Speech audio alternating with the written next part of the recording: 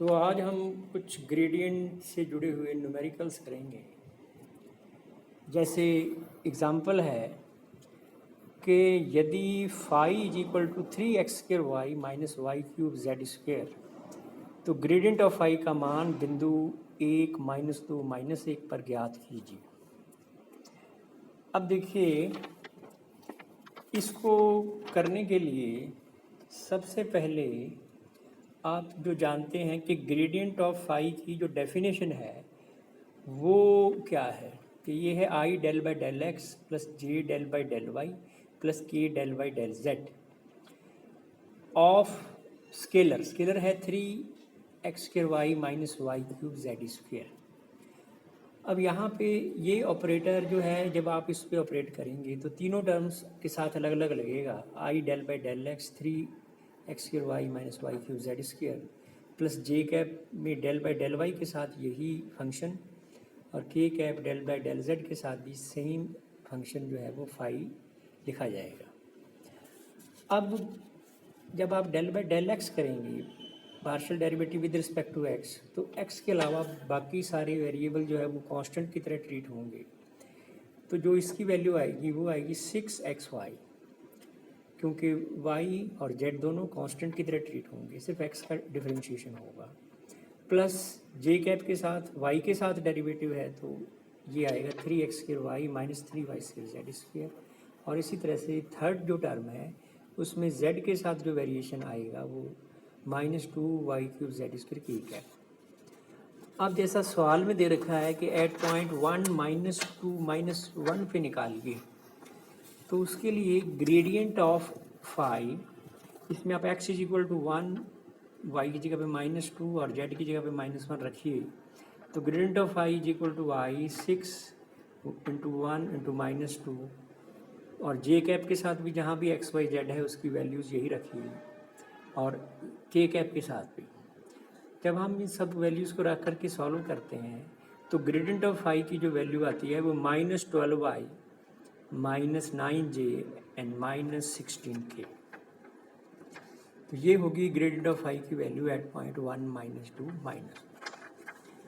अब बिल्कुल इसी से मिलता जुलता एक और एग्जांपल है कि किसी क्षेत्र में यदि विभव जो है वो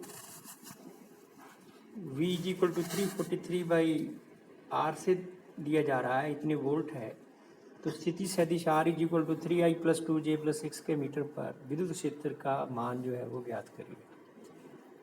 तो इसके लिए सबसे पहले तो ग्रेडियंट ऑफ V की परिभाषा वही जो पहले दी गई थी, I del by del x, J del by del y और K del by del Z of V, और V की वैल्यू 343/R। R जो है यहाँ पर आप जानते हैं कि यदि किसी पॉइंट के कोऑर्डिनेट x y z है तो स्थिति सदिश R इज इक्वल टू ये लिखा जा सकता है, और R² जो है वो x² + y² + z²। यदि आप R की ये वैल्यू इसमें पुट करें, ग्रेडियंट ऑफ V का मान जो आएगा I del by del x plus J del by del Y plus K del by del Z of 343 divided by ये जो R की वैल्यू है x² + y² + z²।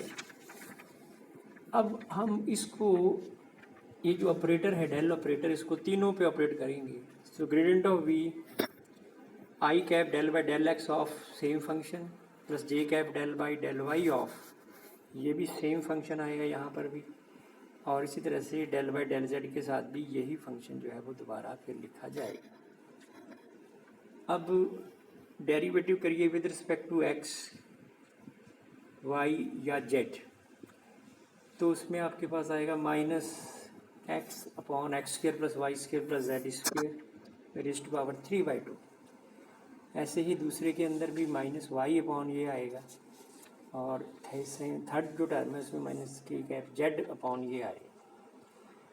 Gradient of v जो है, इन तीनों को यदि कॉमन निकालें, कुछ 343 बाहर निकाल लीजिए, x² + y² + z², इसकी पावर जो 3/2 है, ये भी बाहर कॉमन निकाल लीजिए, तो आपके पास आएगा xi + yj + zk।